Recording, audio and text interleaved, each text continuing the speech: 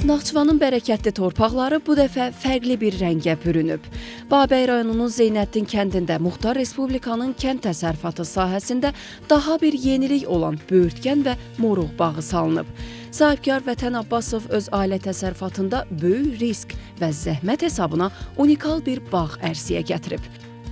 Hazırda Babək rayonunun Zeynəddin kəndinin ərazisində yerləşən və Naxçıvan Muxtar Respublikasında ilk dəfə olaraq məhz burada 1,2 hektardan artıq bir ərazidə salınmış böyürtkən və moruq bağındayıq.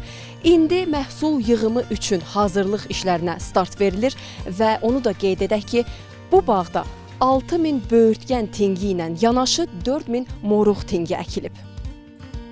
1,2 hektardan artıq geniş ərazini əhatə edən bu sahədə Muxtar Respublikada moruq və böyürtkəndən başqa çiyələk də yetişdirilir.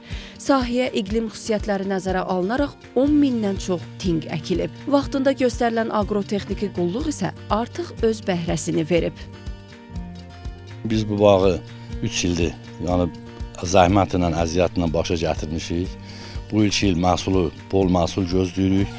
Gördüyünüz kimi hava şəraitimiz imkan versə, yəni fəlakət zadı olmasa, inşallah qəşəng məhsul çıxadacaq bazarımıza, Naxçıvan cəmaatımız da, xalqımız da yeyəcək, bizə çox təşəkkür edəcək. Biz də çox sevinəcəyik ki, əziyyətimiz hədər getmədi.